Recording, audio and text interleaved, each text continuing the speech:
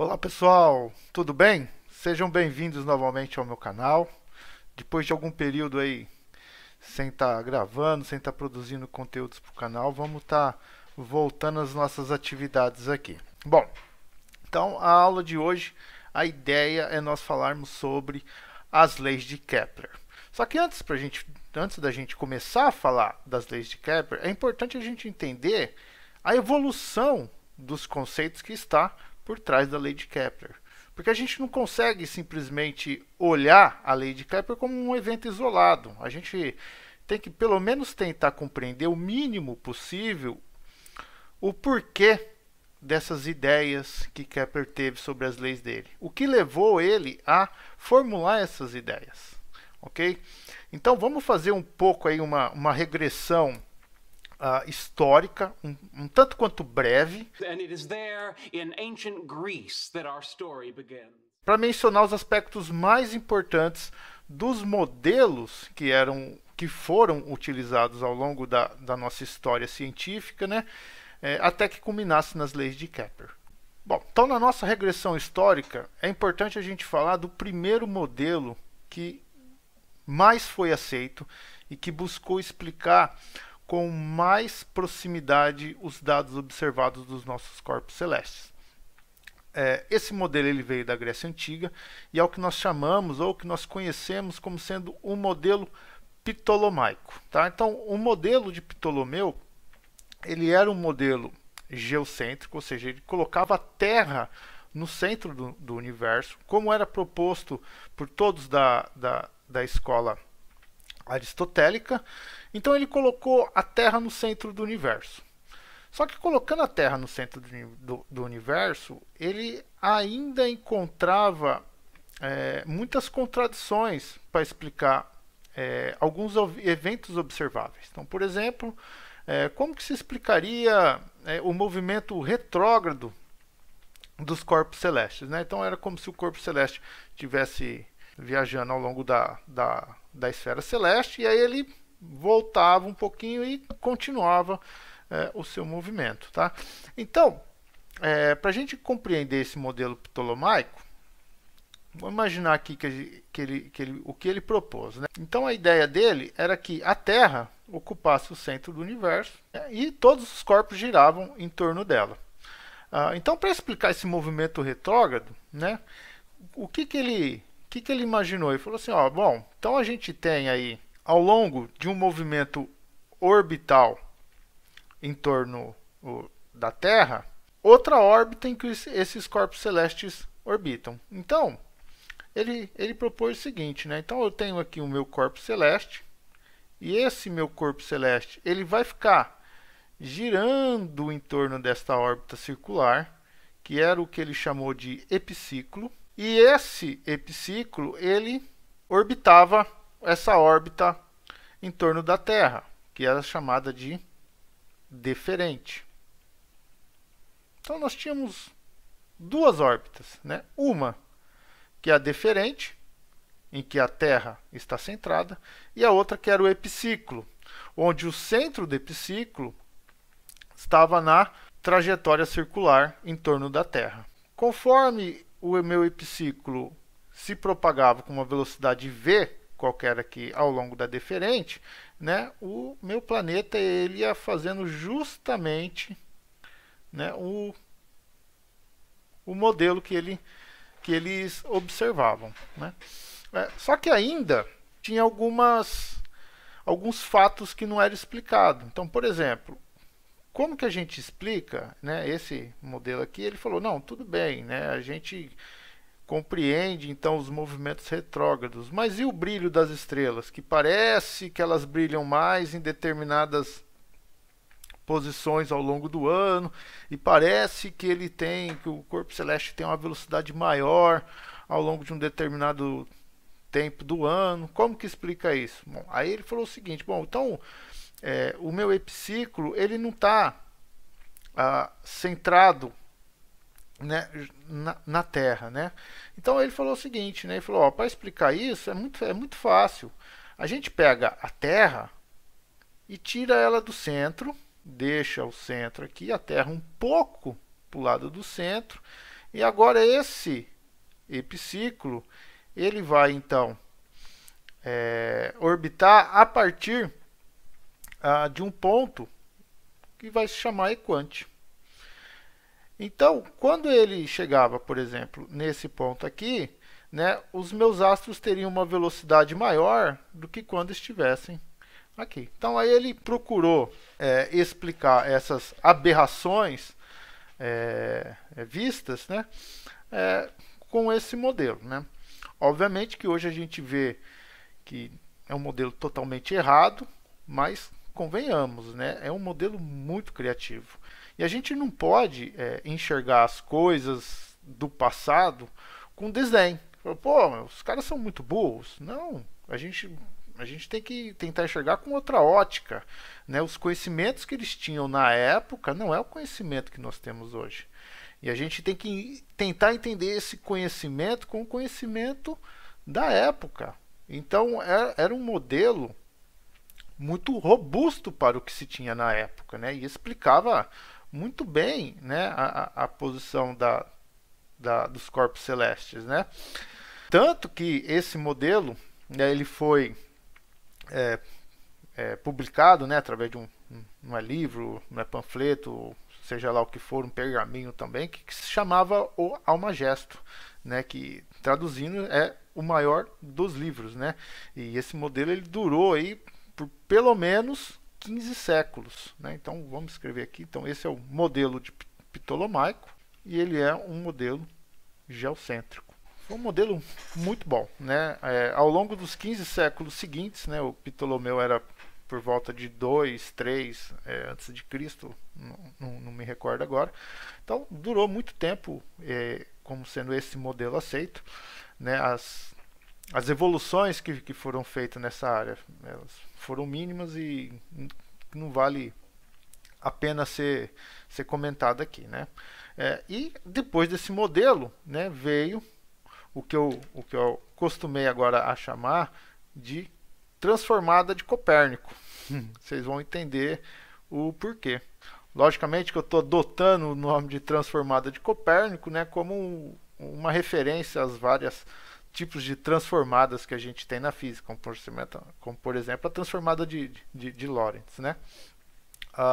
E a transformada de Copérnico que eu estou chamando é devido aqui ao modelo copernicano, que agora ele passa a ser um modelo heliocêntrico, tá?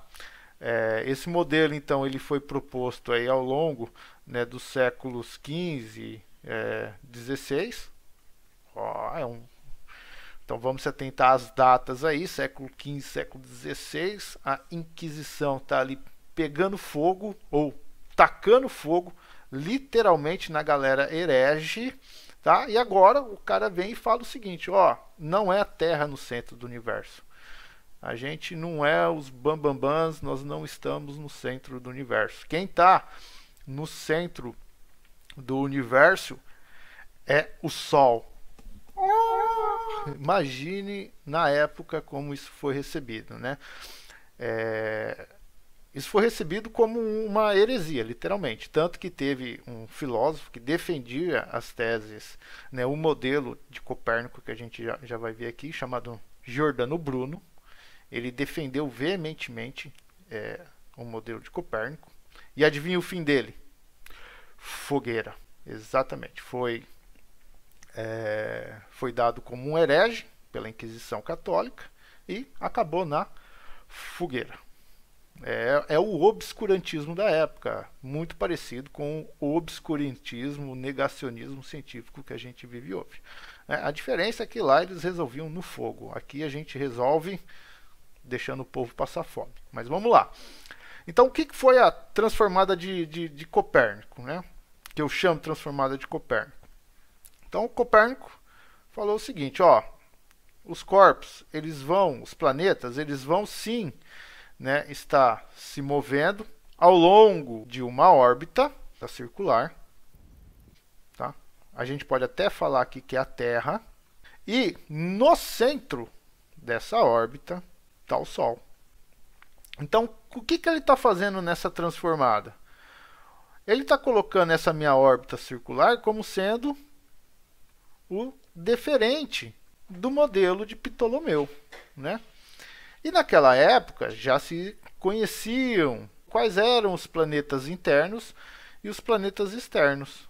Então, para os planetas internos, vamos imaginar aqui que a gente vai pôr então Vênus, ele também estaria orbitando em torno do Sol, né? E agora essa órbita aqui seria como se fosse o epiciclo.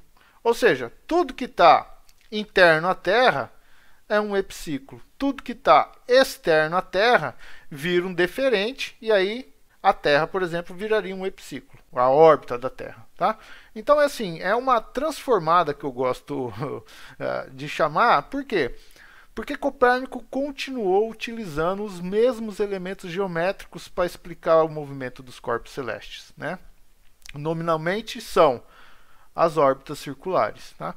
E esse modelo copernicano, vamos assim dizer, ele foi dado na época como um modelo muito preciso. Né?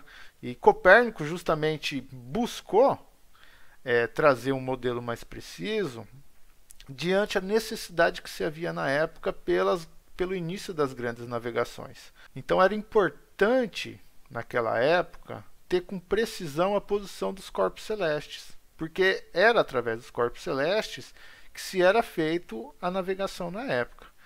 Então o modelo de Copérnico, Nicolau Copérnico, ele era um polonês, né?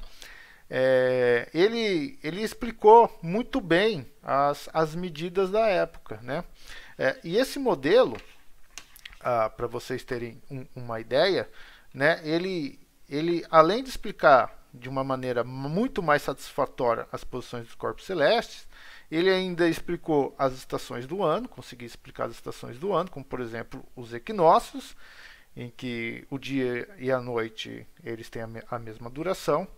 Ele propôs que a Terra tinha 3 tipos de movimento: a rotação diária, a volta anual em torno do Sol, obviamente, e ainda um movimento de inclinação diária no seu eixo, que é o que a gente chama do movimento de precessão. Bom, mas o quanto que esse modelo de Copérnico conseguia explicar, vamos pensar assim, em dados medidos para a época? Bom, se a gente pegar os dados de hoje com o que se havia ou com o que ele media na época, vamos tentar fazer uma comparação então. Tá? Então, esses daqui são dados que a gente consegue encontrar no livro do Moisés Nussenswag. Tá? Então, olha só, gente. A unidade astronômica, né, que é o raio da Terra igual a uma unidade astronômica, né, não é o raio da Terra, desculpa, é a distância da Terra ao Sol. Tá? É uma unidade astronômica.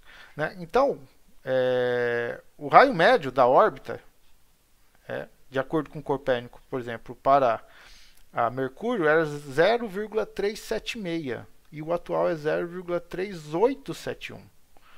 Ou seja, é muito próximo, né, para aquela época conseguir esses dados. Né? Outros dados ainda, deixa eu pegar aqui. Por exemplo, o período sinódico, ou seja, é o período em que os outros corpos celestes vamos falar assim, giram em torno do Sol. É o movimento aparente em relação à Terra, dos outros corpos. Né? Então, nós temos o período sideral, que é o período em torno do Sol. Então, Copérnico colocou 87,97 dias para Mercúrio e o moderno 87,97.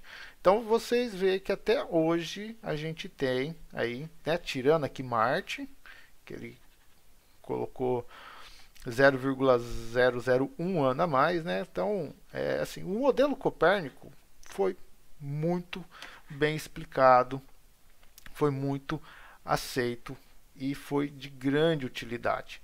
Mas aí a gente vê todos esses dados, um batendo quase muito próximo do atual, e a gente fala, mas o que é que tinha de errado com o modelo de Copérnico? Vocês imaginam na época, né? Tudo explicando direitinho, o brilho das estrelas aumentando, diminuindo, movimento retrógrado, caralho a 4. o que tinha de errado? Hoje a gente sabe o que tinha de errado. Hoje a gente sabe que as órbitas dos nossos planetas, elas não são órbitas circulares, e sim órbitas elípticas. Mas como é que eles iam imaginar isso? E quem foi, então, que imaginou que a órbita dos planetas poderiam ser órbitas elípticas? Quem começou a tratar de órbita elíptica, ou quem propôs as órbitas elípticas, foi Johannes Kepler, né, que é o assunto da nossa aula. Mas antes da gente falar de Kepler, é impossível a gente falar de Kepler sem falar da personagem principal que esteve por trás de Kepler, que antecedeu a Kepler, que foi o Tycho Brahe. Tycho Brahe tinha o apoio do antigo rei prussiano, né, o antigo rei da Prússia. Antes eram os reinados prussianos, não é a Alemanha que a gente conhece hoje, né? Era o rei Frederico II. E o rei Frederico II financiou, ele era a FAPESP do Tycho Brahe, financiou um observatório muito gigantesco para o Tycho Brahe, né? De acordo com o livro do Moisés Nussbaum, né, ele fala que o observatório montado por Tycho Brahe, ele era comparável a hoje a um grande acelerador de partículas que nós temos. Então a gente imagina a grandiosidade, né, desse observatório, né? E o Tycho Brahe, na história da ciência, ele é conhecido como um grande experimentador, né? Então ele fez medidas muito precisas dos corpos celestes, né?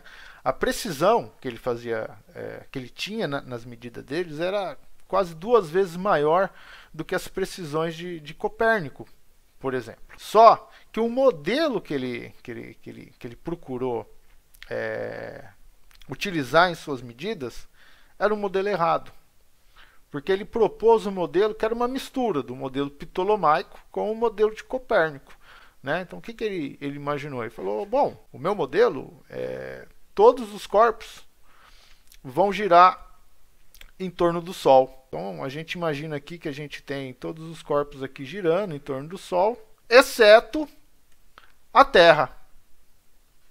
Ou seja, a Terra ia ficar parada.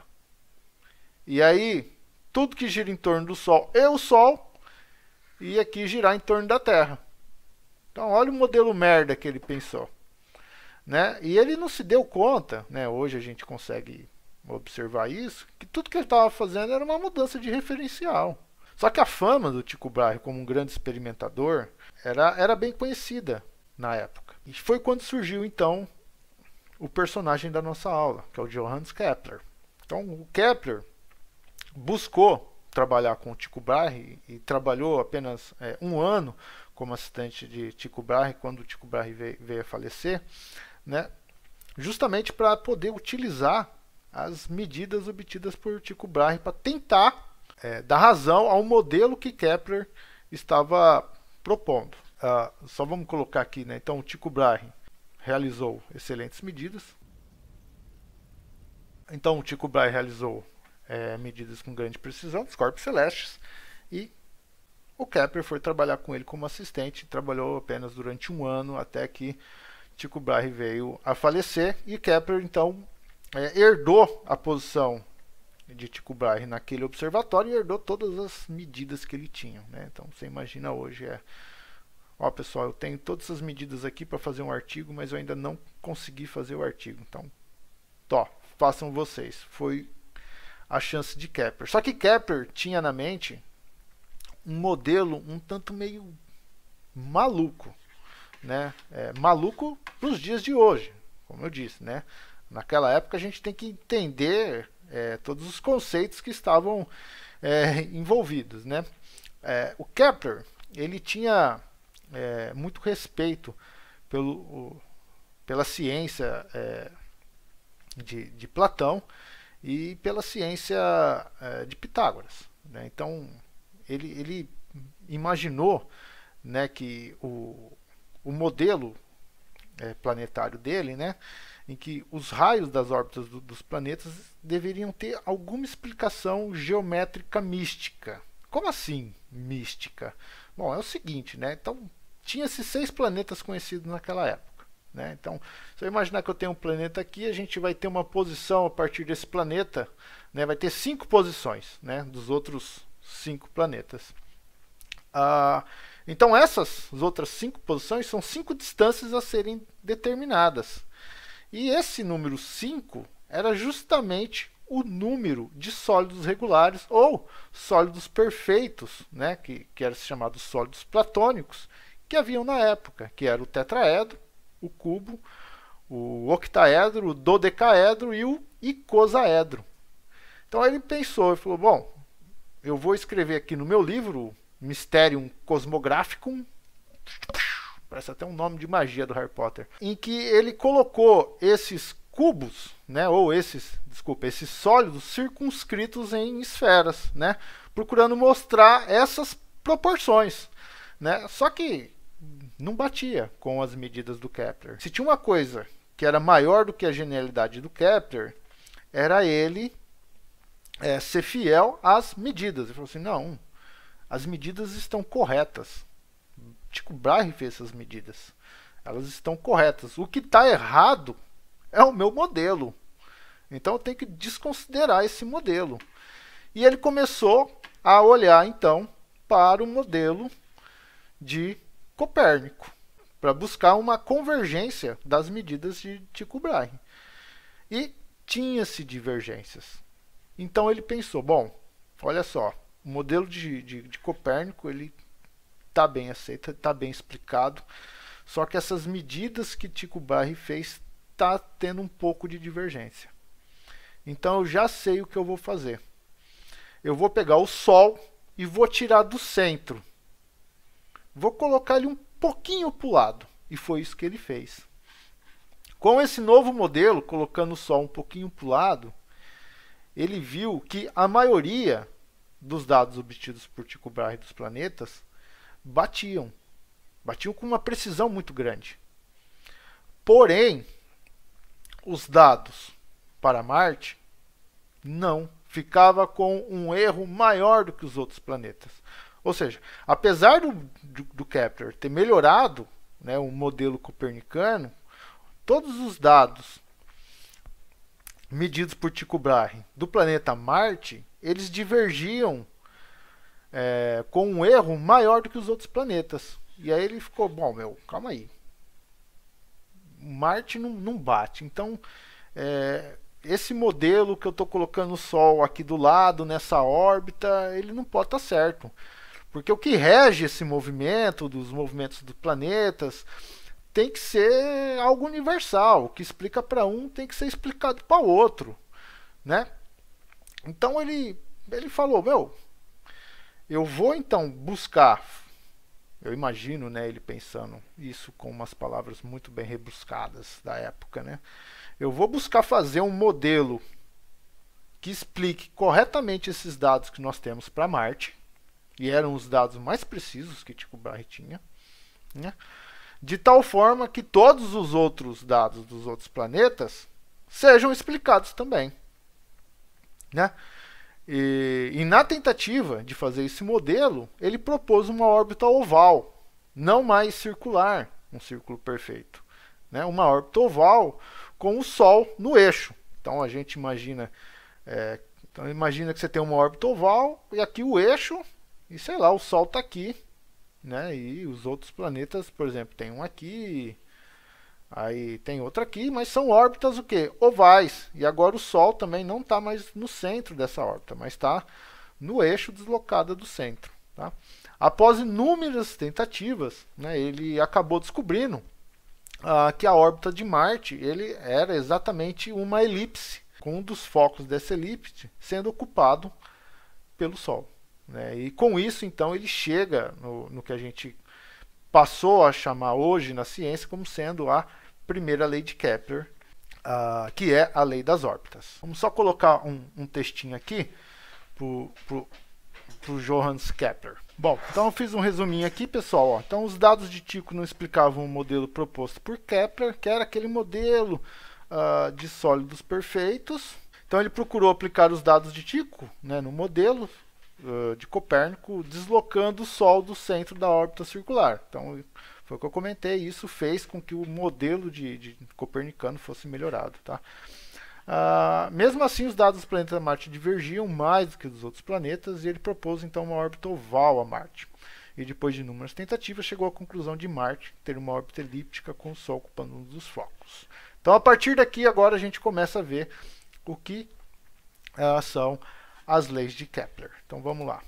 Então, a primeira lei de Kepler é a seguinte, né? Você pode enunciar ela de diversas formas. Eu nunca vi no livro, no escrito original de Kepler, como isso estava escrito, tá? Então, eu coloco da seguinte forma, né? Cada planeta se move em uma órbita elíptica, tal que o Sol ocupa um de seus focos. Pessoal, aqui eu só gostaria de fazer uma discussão importante, que é a seguinte, tá? Kepler não tinha a menor ideia do porquê esses corpos celestes, os planetas, eles se moviam nessa órbita. Tá? Ele não tinha qualquer interpretação física sobre aquilo. A lei de Kepler ela é puramente geométrica. Tá? Ele propôs um modelo matemático geométrico da lei dele. Tá? E aí a gente pega então alguns livros de física, como por exemplo o Tipler, em que fala que a lei de Kepler foi que sustentou a descoberta da lei da gravitação universal de Newton. Não, isso não é verdade. Tanto que há artigos já publicados por pesquisadores da história da ciência que já demonstraram isso por correspondências de Newton trocada com várias pessoas da época dele, né, que ele não tinha ideia, ele não conhecia, ele não via sentido, não conhecia não, desculpa, ele não via sentido nas leis de Kepler.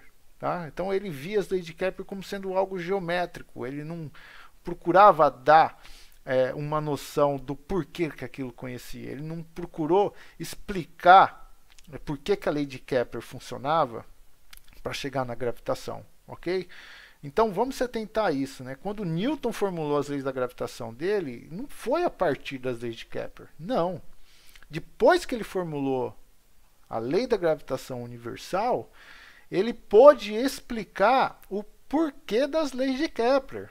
Então, por exemplo, quando Newton formulou que os planetas, né, eles sofrem uma ação mútua de uma força que é proporcional ao quadrado do inverso da distância, né, a gente consegue ver mais para frente no curso de mecânica clássica, né, que quando nós temos uma força desse tipo, de 1 sobre R2, né, as únicas órbitas possíveis, né, fechadas, são as órbitas circulares e as órbitas elípticas. Para qualquer outro tipo de órbita aberta, né, seja ela parabólica ou hiperbólica, a força não pode ser 1 sobre R quadrado. Então, a partir da formulação da lei da gravitação universal, em que a força é 1 sobre R quadrado, né, Newton explicou, né, ou justificou, olha, realmente o Kepler foi muito feliz em colocando a órbita elíptica, porque a minha lei da gravitação universal, que eu espero que seja universal para a posteridade, funciona perfeitamente. Ok? Então, se você vê alguém falando que Newton chegou na lei da gravitação universal a partir das leis de Kepler, desconsidera. Eu vou deixar na descrição do vídeo um artigo muito bem discutido sobre isso, e quem tiver interesse, leia, que é muito legal o artigo. Tá? Bom, então cada planeta se move em uma órbita elíptica, tal que o Sol ocupa um dos focos. Então vamos tentar entender o que é uma elipse. A elipse ela vai ter então aí um semi-eixo ou um eixo maior, vamos colocar aqui, né, que passa bem pelo meio dela. Então vamos chamar aqui de eixo X, certo? E nesse eixo, né, o que o Kepler propôs? Propôs o seguinte, né? Então a elipse ela tem dois focos. Vamos chamar aqui, um foco em S, um foco em S'. Tal que essa posição aqui, né, essa distância, é a mesma dessa. Se não está aparecendo no desenho, É porque eu não desenho muito bem, desculpa.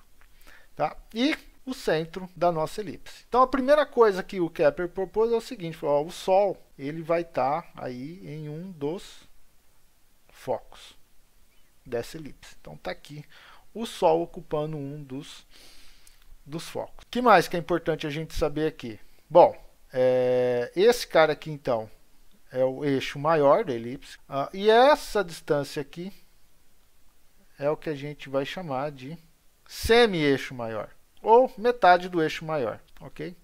E a distância de um foco até o centro da elipse, a gente vai chamar que é um E vezes essa distância do meu semi-eixo maior. O E é o que a gente chama de excentricidade da elipse, tal que se nós tivermos um E igual a zero, essa elipse ela se regenera em um círculo, tá? Então, vamos colocar assim, ó, vira um círculo. Não vamos ficar tratando tudo com muito academicismo, né? Vamos colocar as palavras de uma forma que todo mundo entenda. E o E igual a 1, vamos colocar assim que seria uma elipse perfeita, né? Então, o que acontece, né? Então, se eu tenho aqui um círculo perfeito, tal como está aparecendo aqui, se eu começo a aumentar a minha excentricidade, né, a minha elipse ela vai então se achatando, né? Ela vai ficando cada vez mais achatada até que E fique igual a 1, tá? E aí o foco, quando eu tiver então um E igual a 1, o que vai acontecer? O foco da minha elipse vai estar justamente no centro dela. E quando o E é igual a 0, ou seja, o meu foco ele para justamente no meu centro, só que agora ela faz assim, né? Então, quando o E é igual a 1, ela vai achatando, né? Ela vai ficando assim, tá? E quando o E é igual a 0, ao contrário. Uma outra propriedade que nós temos é o seguinte, então vamos imaginar aqui que eu tenho um planeta qualquer, né? Vamos chamar aqui de planeta P, verdinho, que é o planeta Terra, tá? Se eu pegar essa distância aqui, vamos chamar de S, tá? E eu pegar aqui essa distância que eu vou chamar de S', ou seja, se eu pegar a distância de SP mais a minha distância de S' AP, ela vai ser igual a um valor A. Se o meu planeta estiver em qualquer outra posição, essa minha distância agora, vamos chamar aqui assim, ó, de P' e aqui de P' também, o que vai acontecer? A distância, então, P' AS mais a distância de P' a S' também vai valer A. Ou seja, as distâncias, né, entre o meu planeta e os dois focos, quando eu somo elas, vai ser sempre constante conforme o meu planeta se move na sua órbita fechada elíptica. Só para vocês terem uma ideia, a gente tem os valores da excentricidade das órbitas dos planetas. E aí o livro do Moisés ele traz isso. Então deixa eu apresentar aqui para vocês, para deixar no livro texto aqui, né? Então, ó, por exemplo, a Terra ela tem uma excentricidade de 0,017, ou seja, a gente sabe que a Terra ela não possui uma órbita circular, né? Ela tem aí uma excentricidade pequena, mas tem. Olha Vênus. Vênus é quase circular, né? Então, tem aqui as medidas. Essas medidas são as medidas feitas na contemporaneidade, tá? Não são medidas da época. Então, essa é a primeira lei de Kepler, né? Que é a lei das órbitas. Né? E dois elementos ainda que ficou de eu mencionar é o seguinte, né? Que é esse ponto aqui, que se é chamado, quando o planeta está mais próximo ao Sol, de periélio, e quando o planeta está mais distante do Sol, ele é chamado de afélio. Tá? Então, quando está pertinho, periélio. Quando está afastado, afélio. Agora, por que é importante, então, eu mencionar do periélio e do afélio? Porque o periélio e o afélio tem muito a ver com a segunda lei de Kepler. O que diz a segunda lei de Kepler?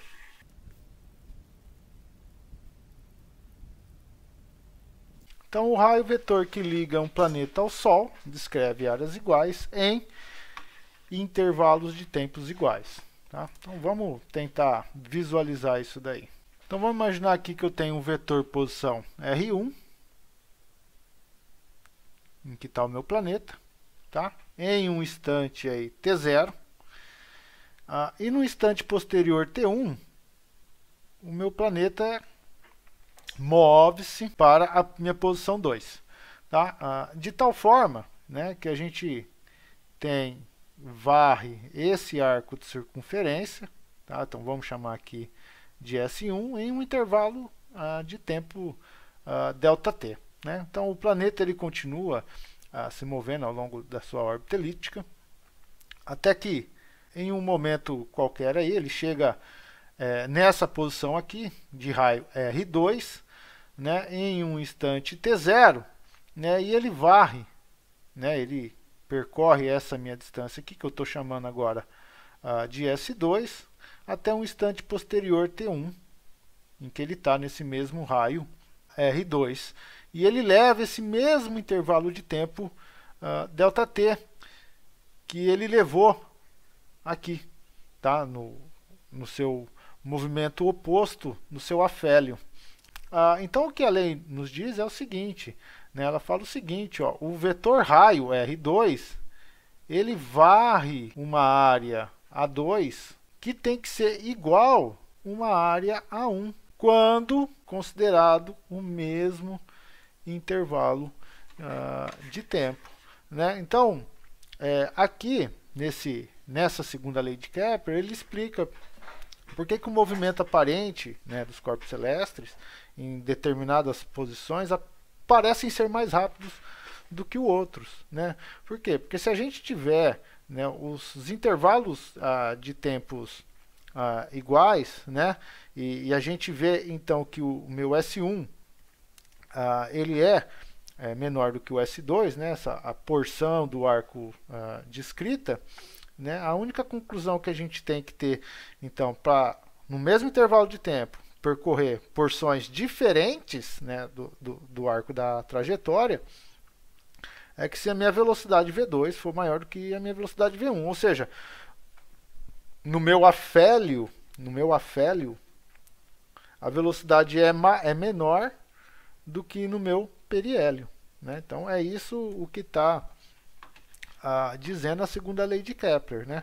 Matematicamente a gente consegue fazer uma formulação sobre a segunda lei de Kepler que vai nos dizer muito mais sobre isso, que vai justificar ainda porque é que os planetas eles se mantêm numa órbita estável e a gente consegue ainda obter a relação entre essas velocidades no ponto mais distante, o afélio, e no ponto mais próximo, o periélio. Então vamos lá. Então vamos colocar assim, ó. Então, para um intervalo de tempo, o planeta se desloca de um ds dado por vdt. Tá? Então essa é a definição de velocidade. E o vetor r varre uma área dA. Tá? Então essa área dA, ela a gente consegue ver, né, ela é metade da área de um paralelograma. Então a gente consegue colocar que o dA ele é meio, metade, da minha área. Tá? E a área, como que a gente calcula a área?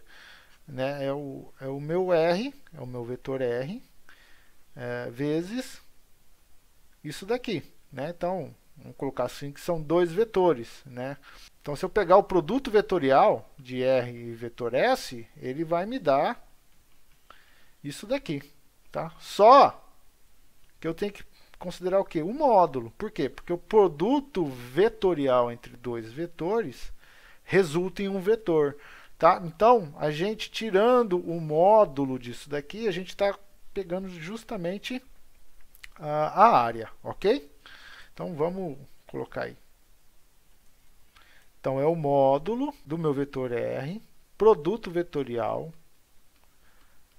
VDT. Módulo, pessoal, por favor, módulo. Tá? Então, eu vou fazer um trambique aqui, ó, vou multiplicar embaixo pela massa, tá? vou colocar a minha massa em cima também. Então, estou multiplicando em cima e embaixo pela massa. Tá? E vou colocar aí o dt para fora. Tá? Então, o nosso produto vetorial, o módulo do nosso produto vetorial, R, produto vetorial MV, é nada mais nada menos que o meu produto vetorial do meu momento linear, dt. Então, o meu dA, ele é meio, 1 sobre 2m, né, desculpa. R vetor P é o meu momento angular. É a definição do meu momento angular, ou seja, o módulo do meu momento angular. Tá? Então, eu tenho aí que a taxa de variação da minha área com o tempo, ele é meio, 1 sobre 2m, do módulo do meu momento angular. Tá, pessoal? Então, ó, não esqueçam que isso daqui é a magnitude apenas do meu momento angular. E o que ele fala? Ele fala o seguinte, que isso daqui, ele é constante. Bom, mas como ele pode ser constante? Como que para o meu lado esquerdo da minha equação, para isso daqui ser constante, né, eu tenho que ter que essa taxa é zero. Para essa taxa ser zero, né, esse cara aqui, o meu momento angular, ele não pode variar. Bom, se o meu momento angular não pode variar, então eu tenho que ter, né, de acordo, lembrando aí da mecânica clássica ou do curso de física 1 que vocês fizeram, o meu momento angular, a variação dele, tem a ver com forças que provocam rotações nos nossos corpos. Então, quando eu tenho uma força que provoca uma rotação no meu corpo, eu vario esse momento angular. Tá? Então, como ele não pode variar, essa força que provoca uma rotação, ela tem que ser zero. Tá? Então, vamos colocar assim. Ó. Então, ó, para se manter em órbita, L, o meu momento angular, ele deve ser constante. Então, eu tenho que, por definição da dinâmica rotacional, que o torque resultante sobre o corpo corresponde à variação do meu momento angular. Isso é o análogo do movimento de translação, em que a força resultante corresponde à variação do momento linear do nosso corpo. Então, eu tenho que o meu dl dt, né, ele é R produto vetorial F. Essa daqui é a minha definição de torque. Ok? E isso daqui tem que ser igual a zero, né? Para que L seja constante. Ou seja, para o meu momento angular ser constante, o produto vetorial entre o meu vetor força e o meu vetor raio tem que dar zero. Ou seja, o que eu estou falando é o seguinte, ó, eu tenho então um corpo aqui, imagina aqui o Sol, e aqui eu tenho o meu outro corpo. O Sol realiza uma força F no meu corpo, e esse corpo realiza a mesma força F. E eu tenho uma posição desse corpo aqui em relação ao Sol, que é o meu vetor R. Então, se eu pegar R vetor F, né, o ângulo entre essas minhas duas forças, ele é um ângulo de 180 graus.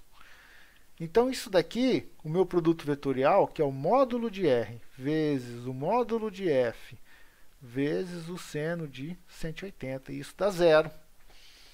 Ok? Então, esse produto vetorial aqui, ele dá zero. Por ele dar zero, ele mantém, então, o meu momento angular constante. Tá? Então, o L ele tem que ser constante. E isso daqui, tá? Deixa eu colocar aqui, ó, isso daqui é o que a gente chama na física de problema de forças centrais. Ou seja, é um problema em que a ação da força está na mesma direção, na mesma linha de ação do seu vetor posição. Tá? E aí o torque é sempre zero. Ok? Esse resultado aqui não tem nada a ver com a força no nosso caso da gravitação universal, ser 1 sobre r quadrado. Isso vale para qualquer tipo de força, tá? Qualquer dependência da posição. Tá? Desde que o seu vetor posição e o seu vetor força, eles estejam na mesma linha de ação. Então isso vai ser sempre válido. Então se eu tenho o meu L constante, o que eu posso escrever? Para a variação do momento angular nos pontos de afélio e periélio deverá ser nula. Ou seja, o meu ΔL tem que ser zero. Então eu posso considerar aí que o L do afélio menos o L do periélio tem que ser igual a zero. É como se estivéssemos fazendo o L final menos um L inicial.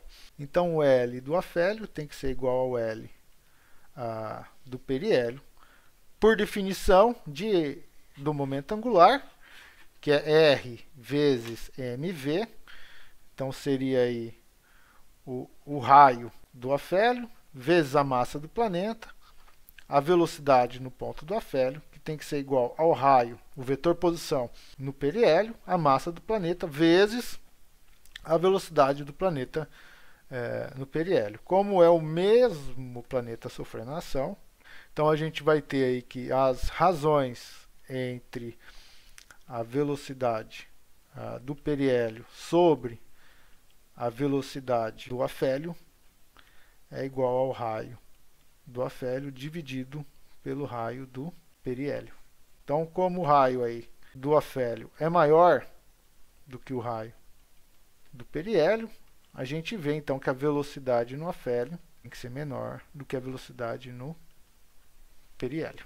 Se a gente tiver o raio do afélio igual ao raio do periélio igual a 1, a gente retoma o caso de uma órbita circular, e aí a velocidade ela é sempre constante. Né? Pela velocidade ser constante, a gente diz que o módulo da velocidade é constante.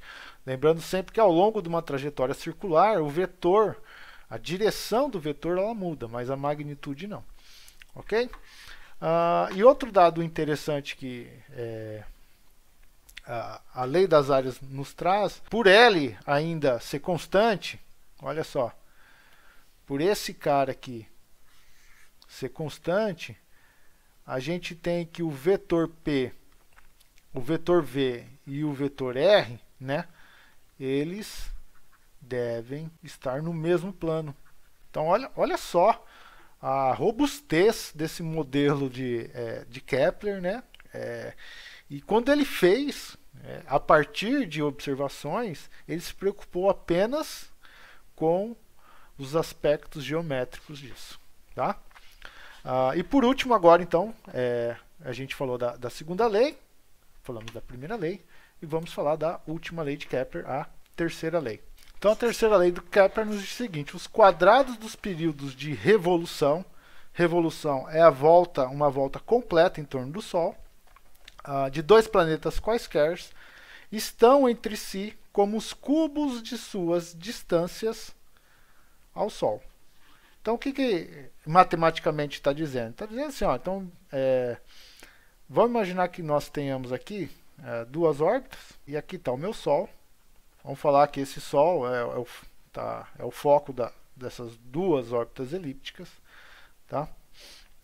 Eu tenho um planeta bonitinho na primeira órbita, então o meu planeta 1 na distância R1, e eu tenho um planeta 2, e aí uma distância R2. Então o que acontece? No meu planeta 2, ele leva um tempo T2 para dar uma volta completa em torno do Sol. E no meu planeta T1 ele leva um tempo T1. Então ele fala o seguinte, que T1 sobre T2, ou seja, a razão entre os períodos de revolução ao quadrado, ele tem que ser igual aos cubos das distâncias, aí é uma distância média, né, ao Sol. Então eu tenho aqui que é o R1 sobre o R2 elevado ao cubo. Então é isso, né, que ele está nos dizendo. Tá? Basicamente, né, uma outra forma da gente formular essa lei é falando que o quadrado do período, né, ele deve ser aí proporcional ao cubo da distância desse planeta ao Sol, né? Então, toda vez que a gente vê uma proporcionalidade, né, isso aqui deve envolver alguma constante, né, de tal forma que a gente possa escrever isso daqui como sendo uma igualdade, tá? Então, é isso que diz a terceira lei de Newton, tá? E vale apenas então para corpos orbitando em torno do Sol? Não, né? Se eu tiver aqui um corpo orbitando em torno desse planeta e outro corpo orbitando em torno desse planeta, também vale. No caso especial, vamos colocar assim, né? Vamos colocar uma órbita circular. O que nós teríamos se fosse uma órbita circular? Então eu tenho aqui uma força atuando no meu planeta, né? Dirigida para o centro dessa trajetória circular, tá? E essa força aqui é o que a gente chama de a força resultante, a única força que age sobre o corpo, né? E essa força, então, ela liga o meu corpo no centro dessa trajetória, né? Com o meu corpo se propagando a uma velocidade v, tal que essa velocidade aqui, ela deve ser aí uma velocidade constante em módulo, mas mudando em direção e sentido, tá? Então, a nossa equação, a nossa segunda lei de Newton, pode então escrever que essa força, ela é a força gravitacional, e vezes a massa do planeta, é um corpo de massa m, vezes a aceleração, que como não há mudança, vamos colocar aqui no módulo, só muda o sentido, então uma aceleração centrípeta, tá? Então, pela lei da gravitação universal, a gente sabe que essa força é G vezes, vamos colocar aqui a massa, que seria, vamos colocar a massa do Sol, vamos colocar aqui está o Sol, para ficar mais bonito, tá? Então é a massa do Sol, a massa do planeta dividido pela distância ao quadrado, que é igual a massa vezes a velocidade, a aceleração centrípeta é v quadrado sobre r. Então a massa do planeta cancela e um quadrado do vetor posição cancela com o outro. Então eu vou ficar aqui que g, massa do Sol, dividido por r, é igual a velocidade ao quadrado, certo? Só que a minha velocidade, né, quando ele completa um período de revolução, ou seja, um período t, né, o meu corpo ele vai ter andado uma distância 2πr, certo? Onde o r aqui é o raio dessa trajetória, ok? Então eu posso escrever que g, a massa do Sol, dividido por r, por r, tem que ser v quadrado, que é 4, π quadrado, r ao quadrado, dividido por t ao quadrado. Tá? Então eu chego que t ao quadrado, ele é igual a 4π quadrado, dividido por g, vezes a massa do Sol, vezes r ao cubo. Ou seja, eu posso falar então que t quadrado, ele é igual aí a uma constante a qualquer, vezes o r ao cubo.